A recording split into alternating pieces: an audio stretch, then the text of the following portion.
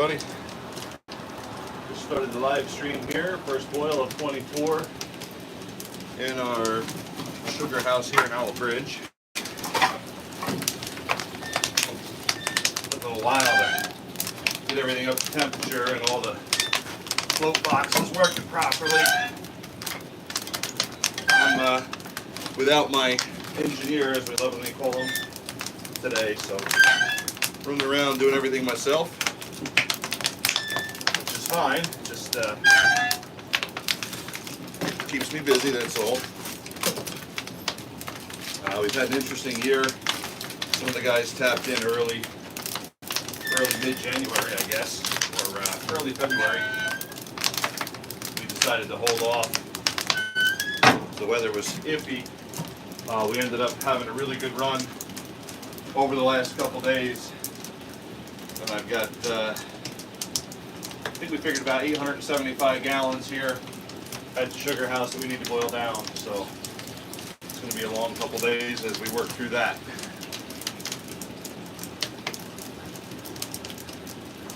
We are set up. I should be able to see any comments across the screen here. So if you have any questions, feel free to ask. I'd be very, very happy to answer whatever questions you might have. We're a little bit old-fashioned. We do not have any reverse osmosis, anything like that. We do have a tubing set up that we collect from, along with some buckets still. And we are running an evaporator, which is, I consider somewhat old-fashioned. It's not real old-fashioned, but still making adjustments. Took me a couple hours to get everything warmed up and firing correctly. Still tweaking the float boxes. So, for what it's worth, it's warm in here today.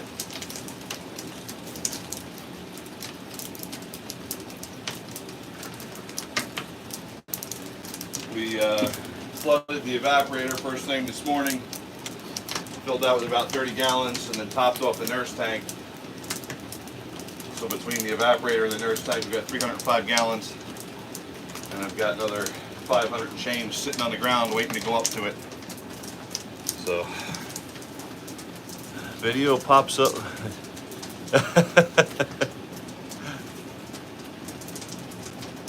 Sugarcane molasses, huh? That's cool.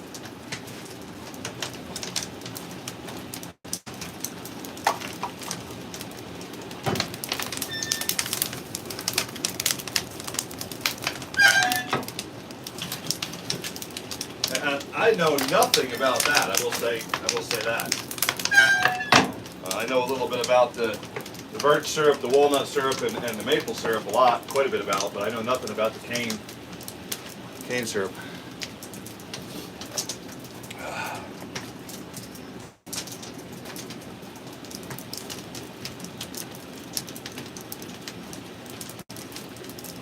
This evaporator eats an enormous amount of wood.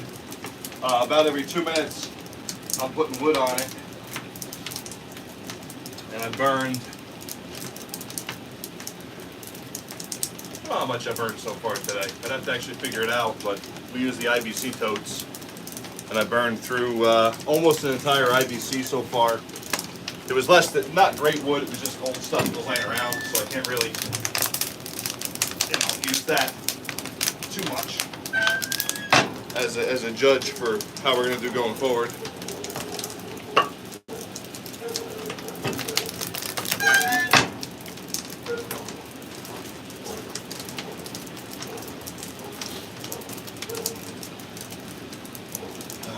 We've had a few people stop in here already today, check out the operation. I've got the last of my apple thing that Abby made last night over here on the workbench.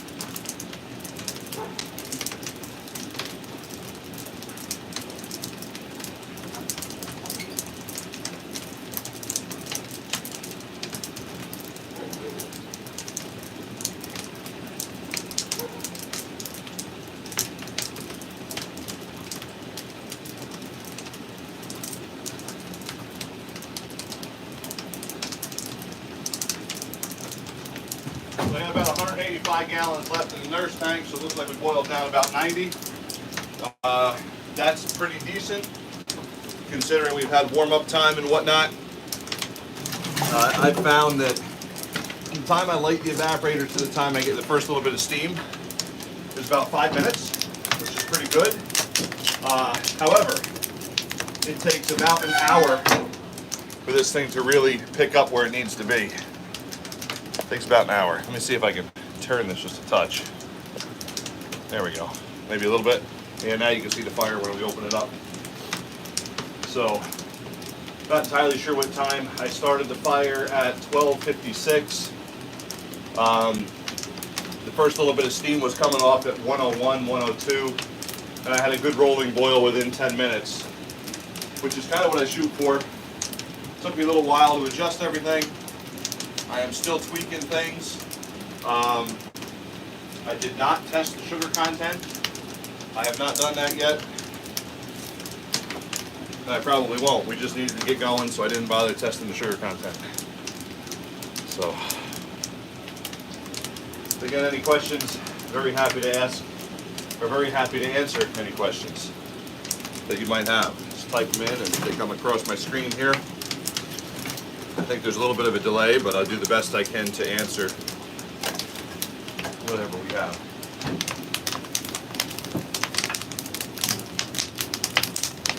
Right now I'm burning hemlock. We had a bunch of small hemlocks we had to take down up at the property. Trying to thin things out, do some forest management. So we took out a bunch of hemlock. I'm burning all that right now. I've got some totes of hemlock, some totes of pine. We burn only softwood in this. All of our hardwood gets sold for firewood. So that's the way we operate that. I'm expecting the evaporation rate to slow down a little bit. We are expecting a storm to roll in, so that messes with things a little.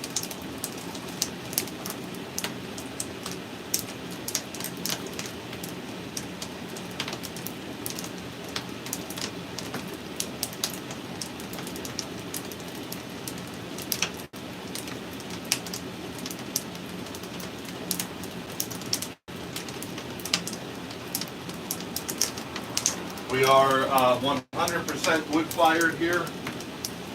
We don't have any propane, no fuel oil, just the wood. The only thing I use the propane for is the finisher or the bottler. Once we draw off the evaporator, I've got a small propane tank for that we'll use. We go through a lot of wood. A friend of mine stopped yesterday, and I told him we haven't made a gallon of syrup yet, and I'm 100 hours into the syrup season. So we go through a lot of wood, split it small. The idea behind these evaporators is we want to move a lot of heat up through these pans. They're a raised flue pan, and they're like fingers. Take my gloves off. So the pan basically has fingers, and the flames go through each one of those fingers. Sap sits in each finger, and that's that back pan. The front pan is where the syrup is made. It flows through to the front pan, and this is where you really get your sweet. Let's see here. Press through a mill for the juice. Interesting. Okay. It does seem like it would be a dying art. The maple syrup thing has really picked up in popularity over the last 5 or 6 years. There's a lot of people doing it in their backyards. It's something that you can do with your kids. I did a couple videos on that, where if you have some maple trees, you can tap them with your kids. So I do it with the kids, and Abby helps with that. But we have anywhere from 3 to 6 trees that they tap. They collect their own sap, and they boil it down inside. So I do that with them, but there's a lot of people around that have a maple tree in the backyard. They'll tap it and make a cup or two of syrup.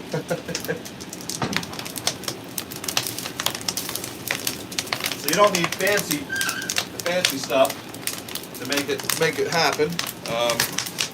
My grandfather did it for years over a homemade evaporator that he made in his garage. His was a little fancier than a lot, but it was still a flat pan. I think it was a 2x3 flat pan. This is a 2x6. The syrup pan in the front is 2x2. The main evaporator pan in the back is a raised flue 2x4. So overall, we're 2 feet wide, 6 feet long.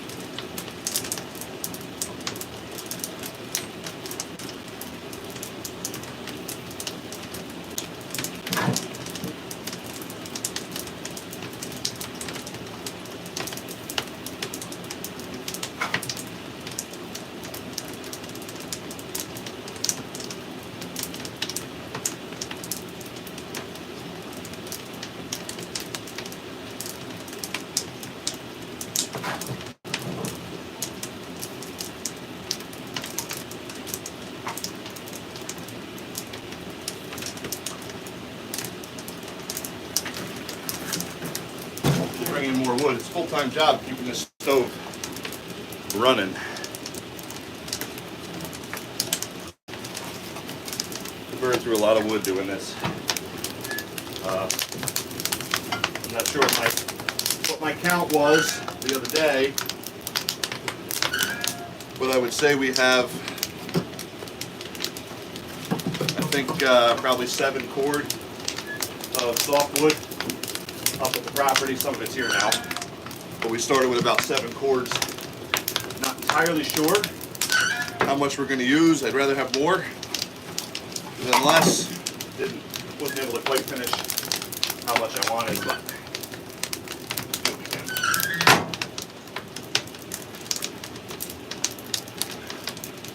If you have any questions, I'm happy to answer. I'll give you the quick tour. Excuse the phone shaking. There we go. So that's where the camera is, the stand right there. Full load of wood, another full load of wood. And this is the evaporator from this side. So what we have, it's plumbed in. We've got a nurse tank behind this building. The sap flows in through this copper pipe here. You can actually see the condensation. This is our preheat hood. And the preheat hood is very effective. The sap, earlier today when I tested it, was coming in about 150 degrees. So it ran through the preheat hood and we were able to gain just over about 110 degrees, maybe a little bit more than that even.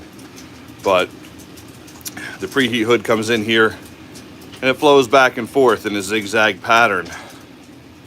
And then it comes out this lower valve here. It runs down through this pipe here, and then it comes up from the bottom. Sorry, here we go. Here, and it comes up from the bottom. That's the float pan in there. This is our sap float pan. This is a plunger that sits inside. It sits right inside that pipe, and it self-regulates once we have it all adjusted properly. Takes a little bit, but once it's adjusted properly, it works well. This is an older unit. We bought it used from someone. So it's got some dings and dents and just shows some wear, but overall it works well. It's pretty clean. We had to do some repairs. This is our sight glass. We got 2 marks on here. The lower mark we never ever want to go below because we can burn our pan. And the upper mark is kind of the upper limit of where we want to be. We lose efficiency when we're too high. So if we're fluctuating between the two, that's great. That's exactly where I want to be. So basically the way these work, the way this one works, it's a reversible flow.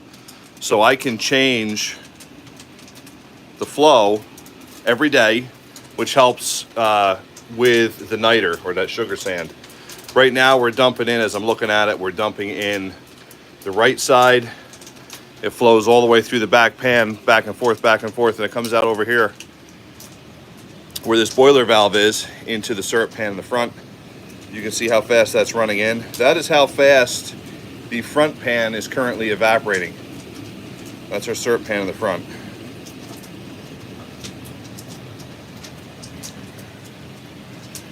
And then this also goes back and forth. A little warm, but you can see it runs in here and it zigs back and forth. I need to put a little defoam in there, and it flows out that side there. Let me turn this camera back around, put it back on the stand here. I got to feed the stove, put some defoamer in. The defoam agent is basically just a vegetable oil, and what it does, it just puts a little tiny coating. We just do a drip or two on the top of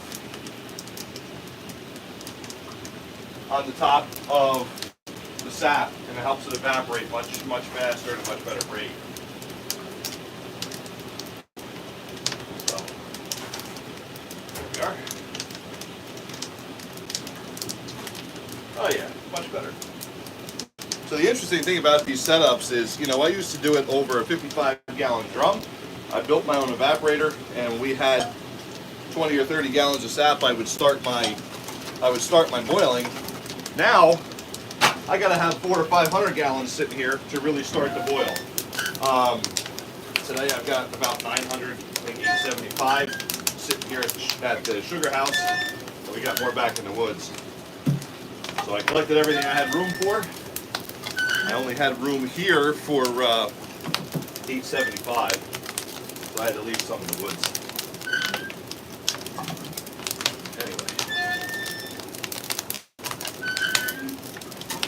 When I'm running at full efficiency, and some of it depends on the weather, barometric pressures, all kinds of things like that. Is there a storm coming in?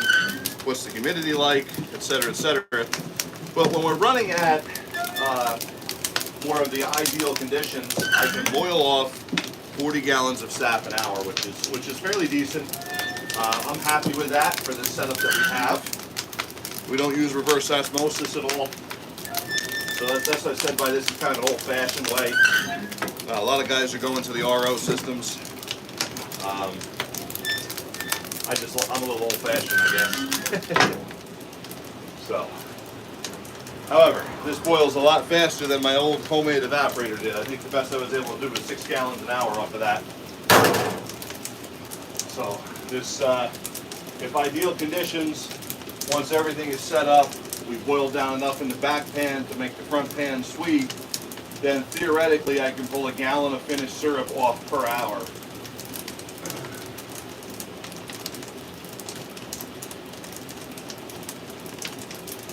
One thing I like to do is, we did add this, it came with it, we didn't use it the first year, but I did add this little hood on the front, because every time I open to put some wood in, a little bit of ash comes up here.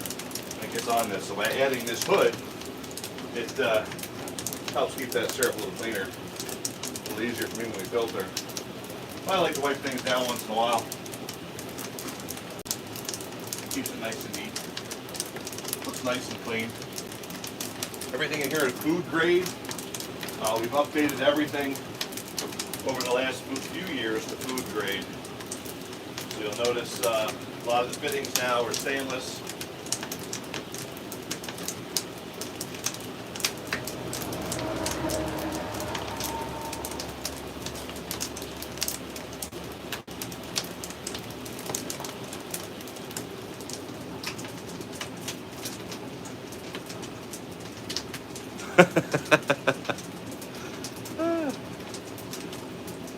Sorry to bother you while you work. Reloading shells and smoking meat. Awesome. That sounds good to me. I'm eating a little bit of an apple tart that's left over from last night that my wife made, drinking a cup of coffee, and drinking a whole lot of water, because I will say, running this thing, you go through more water than you realize.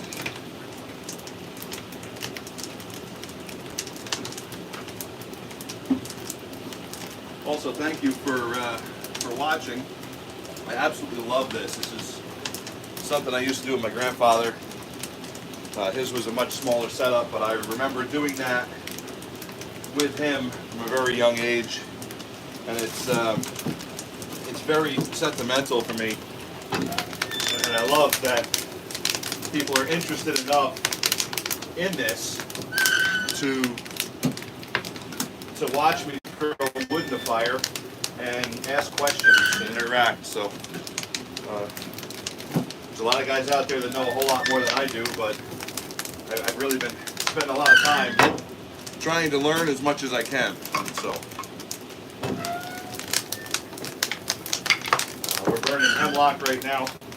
That gives us that flame that we want to go up through those flutes in the pan.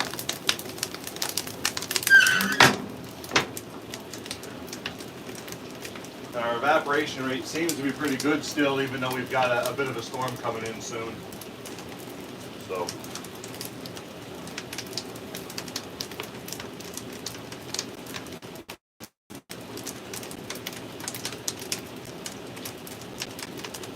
yeah, this is something that we love. Usually Abby and the kids are out here, but they're out helping a family member today, so I'm all alone here in the sugar shack. Which isn't all a bad thing anyway.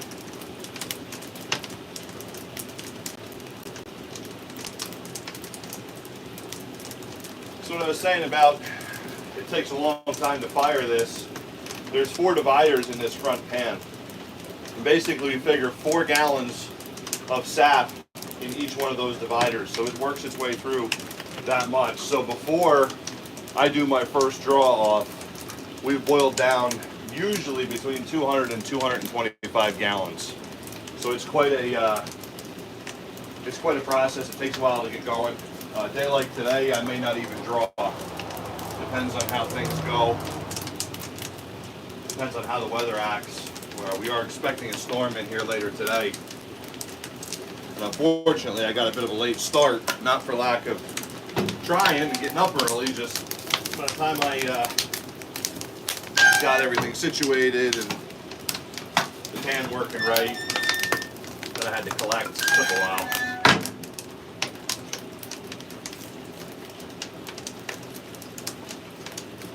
I love this. I said in a video earlier that I kind of wait all year to do this. It's one of my very favorite things.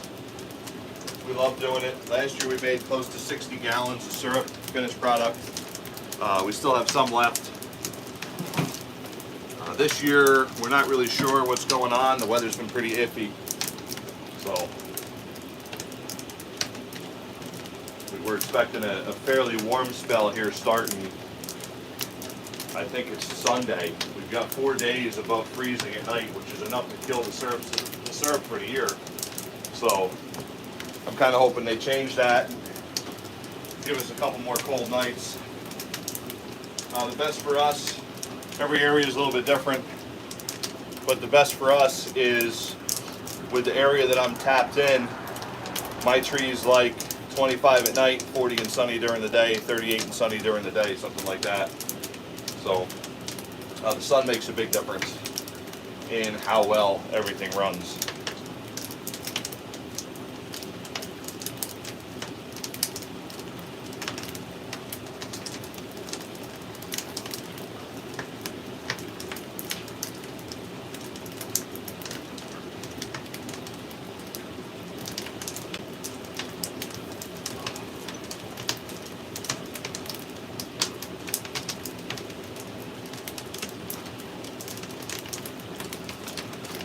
You can see how often we're feeding this thing. It's fairly constant. Fiery beast. We want to minimize the amount of time that the door is actually wide open. So you open it, you throw a couple in, you close it. And that keeps that boil, it keeps that airflow hot, keeps it going good. I can adjust the airflow with a damper on the bottom. So I can shut things down if I want. It is amazing. Basically, whenever we decide to be done with the boil here, I stop putting wood on it and within 10 or 12 minutes, the fire is just done. So it sucks it up the chimney. Last year, I cleaned all the ash out of it, and last year we did, I think, 57 or 58, maybe 59 gallons of finished product. I had to clean the ash out of this stove one time. So it does a pretty good job incinerating everything. At night, depending on how we're running it, we will get flames out the chimney. The key, the way we set these evaporators up, is your chimney needs to be at least twice as long as the actual evaporator. So this is a 2x6, so our chimney needs to be 12 feet long. We are running a 12-foot chimney. I didn't have to go any higher to get clearance on the roof. When it's really windy and really rainy, sometimes we'll get a little bit of smoke, but it's not too bad. I could always throw another 3-foot section on if we have to. And I've operated now, this is the 3rd year with this setup. I have not had to add a section, I'd rather not. Someday when we build a new sugar house, then we'll probably end up updating this evaporator, going something bigger. But for now, it's a good size, it works well. The nice thing is, it's not necessarily ideal, but I can operate this whole thing myself. So, when the kids are here, their job is to keep an eye on that sight glass. That's what I've given them, that job, to make sure we don't burn anything. So they watch the thermometer, they watch the sight glass, stuff like that.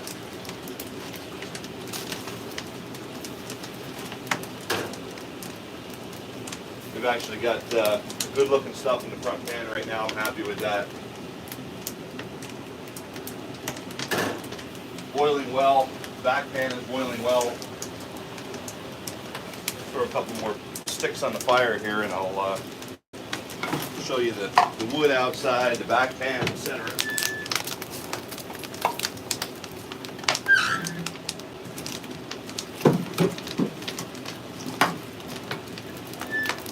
So I've gone through, so far today, somewhere between 1/3 and 1/2 of a cord in 2.5, 3 hours, something like that.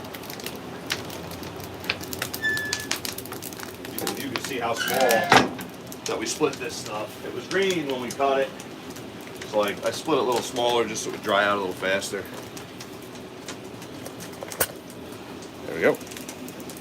All right, back pan. This is a little bit of our bottling setup over here. That's a Smoky Lake Finisher bottler. It sits on that. This is a steam tray. We put water in that. That's our draw-off tank. There's my snack. A little bit of last year's syrup. And then here is inside the pan.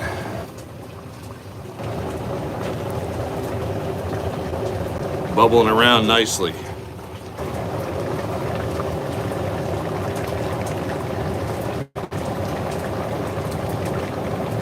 If you're enjoying it, please hit that thumbs up button. That helps us a little bit. We are not monetized by YouTube yet. We are working towards it, but need to get a little more watch time and a little more interaction with folks. So that's the back pan. And then our wood out here. Got my snowplow that hasn't seen much use yet this year. We've got all of our firewood out here. So that one I've used almost half of. That one was about 2/3 of the way full, so that was the one we used first. I got that one. And then we've got, that's a 330 gallon tote, that's a 275, and that's a 330. So we got a lot of firewood sitting here. Should be enough. At least what we found last year is basically 2 totes was enough to boil down close to 300 gallons, as long as everything was working well. So I should have enough down here to boil about 700 gallons down, which is what I'm hoping to move over today and tomorrow. Like I said, we got a late start today. Simple fire extinguisher there. I don't like the dry chems. I do have them. The nice thing with them is they can stay outside and not freeze. but that's just water. I just filled it up earlier today and charged it. That way I can spray it inside this room and not ruin the entire batch of syrup, because I mean, a fire would obviously be devastating, but losing all this syrup would be heartbreaking, quite honestly. So walk over here, and all this fluid coming out down here, that's all condensation from inside the hood.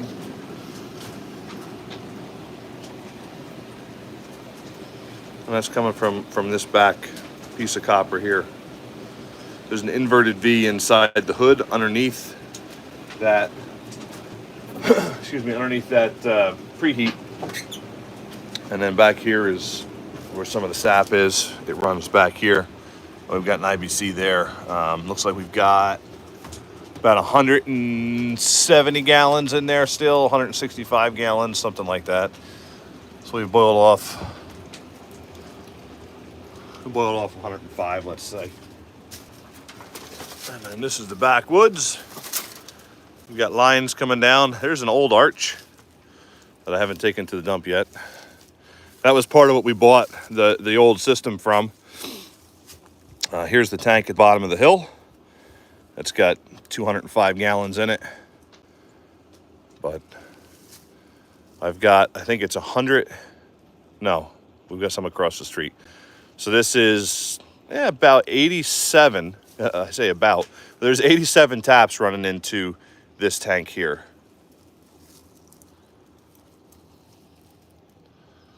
And it is still running. It was a little warm last night, so it didn't freeze all the way. So what I did is I hung a tarp over this because it was pretty sunny. It was getting a little bit warm. So I hung a tarp over it just to keep the sun off of it. We've got a tote on the bottom that basically I'm just using as a spacer, and that food grade tote on the top. And once that gets down to about 25 gallons, I will kick in my pump and I will refill that tank. That won't happen for quite a while yet. And then this is the back of the sugar house looking in. We were using smooth mason jars last year. I have not been able to find them this year, which is disappointing because we got labels for the smooth mason jars. So we have to figure out something else for that. But, and this is my simple storage work table in the back. It gets warm in here. It's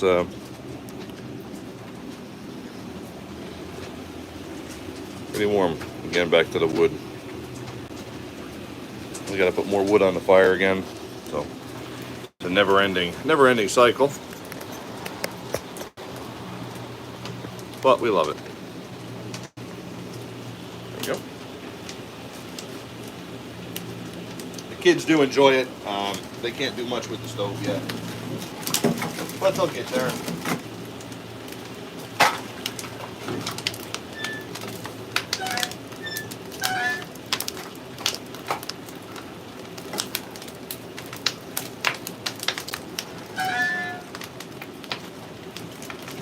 I get a pretty good suntan on my arm. I'm actually wearing an elbow brace, which is protecting a little bit, which is nice, but I got a good suntan on my arm from feeding this thing. With the burn usually. Doesn't feel great, but that's kind of part of it. The colder days I'll wear a long sleeve shirt, but it's got to be 60 degrees out, and it's more than 60 degrees in here, so. One of the things we like to do is throw the wood in, stagger it a little bit, that way you get more flame up through it. Hear that hemlock crackling. And out of wood again. Wheelbarrow load usually lasts me 15 to 20 minutes, something like that.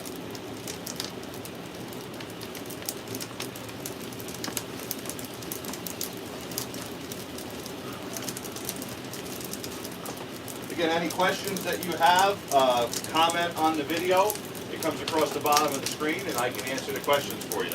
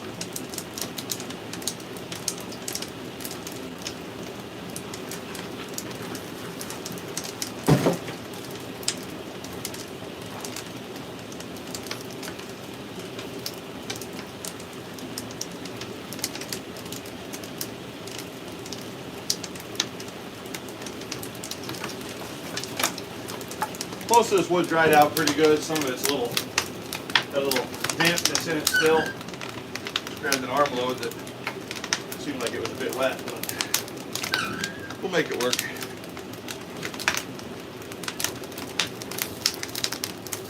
We got a little busy this year, and season kind of snuck up on us. It's not like firewood dries fast. So.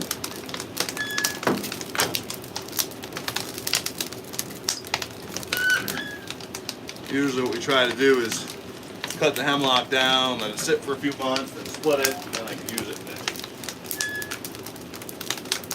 in syrup season.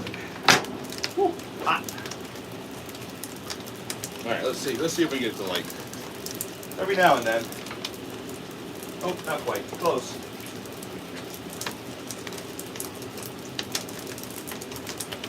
Sometimes the door gets hot enough. Well, the wood's a little wet. The door will get hot enough to light the firewood when it touches it. Not uncommon for that door to reach glowing temperature.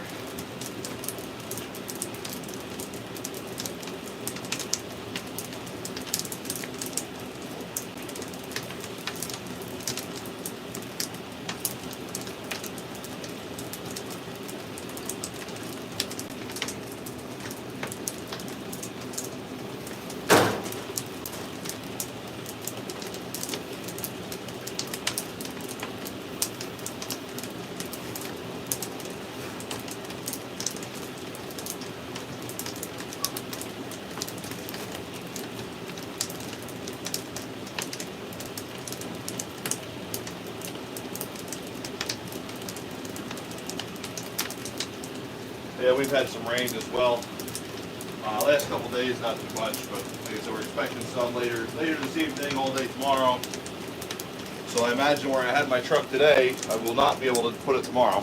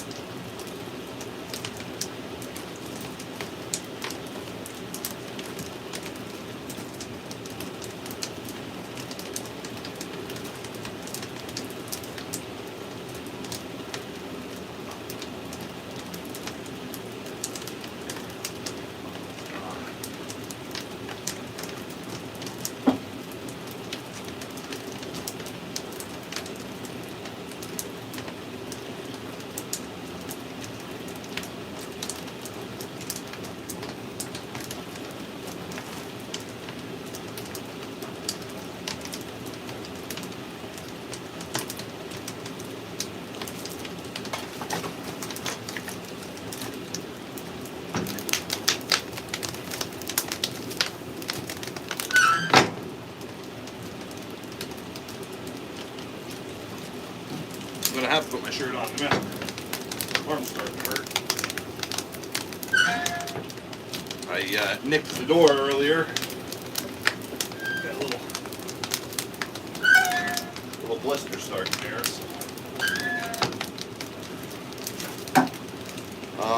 Tried all kinds of gloves as far as touching this door, and they just don't work. They don't hold up.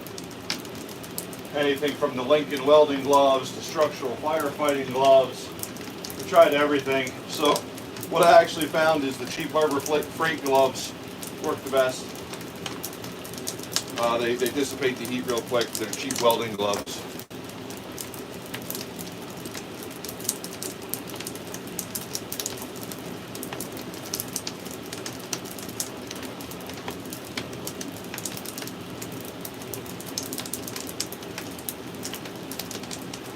What I have in this pan over here is a cheater stick.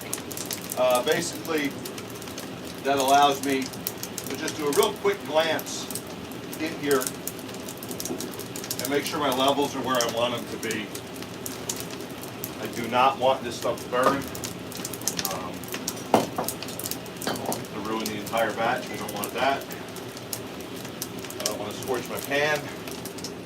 Other than ruining the entire batch, I have to break everything down and clean it all. And that's just an enormous amount of work to do when you really don't have to do it. The cool thing about our entire preheat system is this water runs off both sides. It's distilled water. And it gives me hot water in the sap house or the sugar shack, whatever you want to call it. And what I can do with that is I've got something that I can clean with. So that's nice. Just have a little bit of foam that had built up over here on the draw-off side. Some of the impurities, if I can catch them before they go through the filter, I would rather do that wherever I can. Some of the people said that the niter is really bad this year. I'm not sure about that yet. I'm sure I'll find out when we do our first filtering.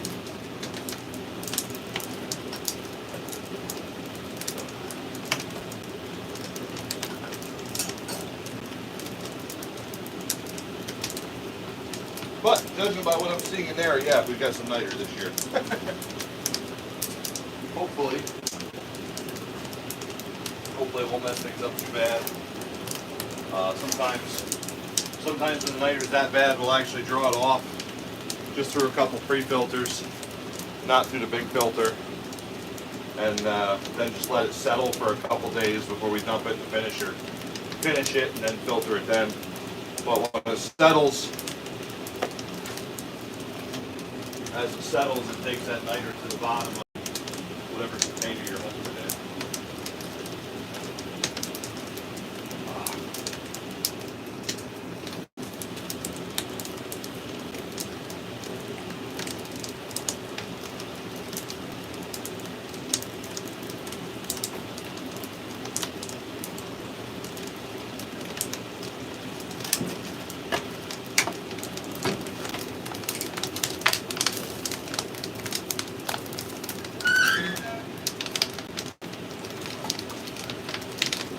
This wood's got some moisture in it, it's still burning up just fine.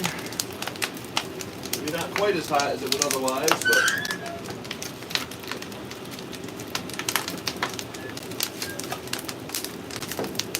I've got some real good premium stuff off to the side. Just trying to use up these couple totes first, because they were actually half totes. So that's interesting. I don't know if you can see that, maybe. There we go. There's actually frost on that piece of wood still. So even with how warm we've been, inside of that wood's still frozen. That'll burn. That'll burn. And we're starting to show on our thermometer over here, we are actually starting to show temperature, which is great. That means our front pan is getting sweeter. Syrup boils at about 219 degrees. That is plus or minus. Many times that is not 100% accurate. Syrup is syrup, basically a little over 7 degrees over the boiling point of water for that day.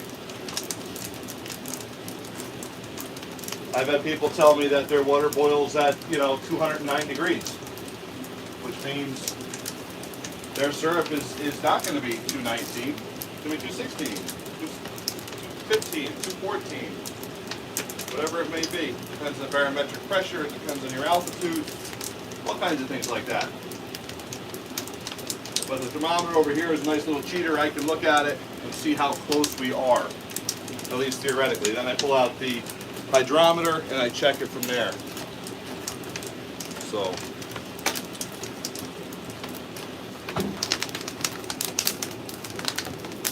there's a couple ways of doing it. You can draw it off at syrup itself, or you can draw it off just shy of syrup, put it in the finisher, and then with the propane bring it up to syrup, which is very quickly done with the propane.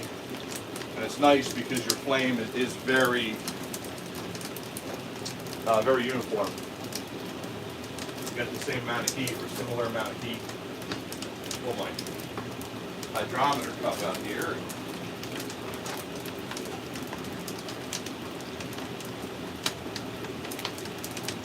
See how things are looking.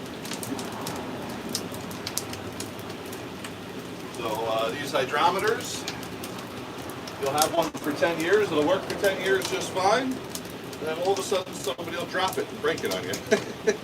It happens. It happens.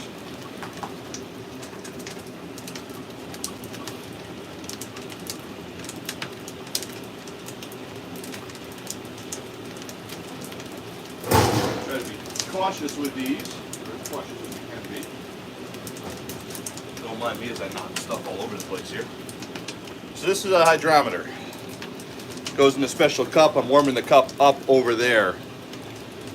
Now this gets tested at 211 degrees. There's two marks on here. There's a cold test and there's the hot test. The cold test is at 60 degrees. So if you're going to check your syrup, see if it's actually syrup, you put it in that cup. You slowly lower this in. It needs to be 60 degrees. And if it sits at that mark at 60 degrees, your syrup. For us, we do the hot test, which is done at 59 bricks. That's what they call it, BRIX, BRIX. And you can see this red mark right here, right above the 60. And that gets done at 211 degrees. They basically figure in the time it takes us to draw off the syrup into that cup that we're gonna lower the temperature a little bit. But I preheat the cup, that way I don't lose too much temperature. And that's just the way I like to do it. Like I said, we have still water, still hot water over here. Works very well. It's a nice option to have in here. The other thing we can do is as we're looking at this front pan, as you get a little bit more of a practiced eye, you can look at the bubbles will change. The bubbles will get more of a, I don't want to call it soapy because that's not the right word, but they're more of a glassy look. And you can just tell that there's more sugar in those bubbles at that time.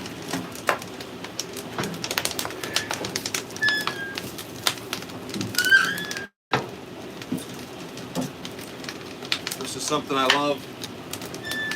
Really do. Important to me to keep it up. It's something that's been in the family for many years.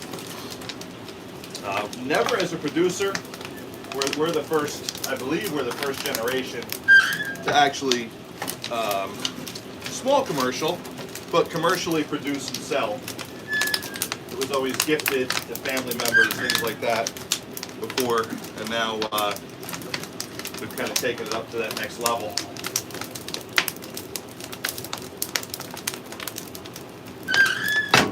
Working on the farm exemption for the property, so you have to have a certain amount of sales, things like that. So that's part of the drive behind that. Also, there's as you get more and more involved in this very addictive, occupation here, it gets pretty expensive. So this setup, this evaporator, I think the replacement on it right now is somewhere in the 12,000 range, maybe a little bit higher. Just the arch alone, which is where the fire is, to buy the arch, the stack, you insulate it with an insulation and then a fire brick, all that stuff, and it doesn't come set up, you have to do all that. But I believe just that is over 4,000, and then you have all the pans, the preheat hood, everything like that, so maybe over 12,000 at this point.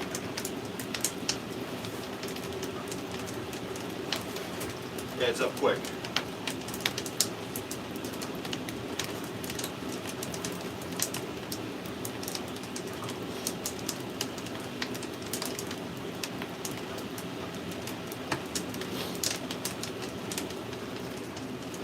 We'll have to run in for more water. It's gone again.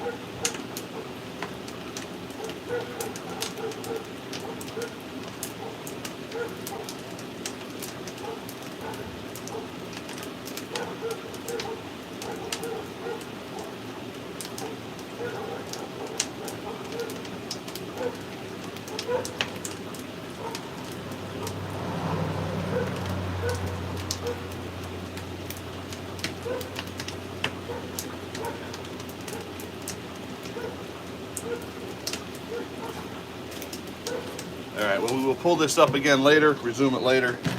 Thank you to everyone for watching.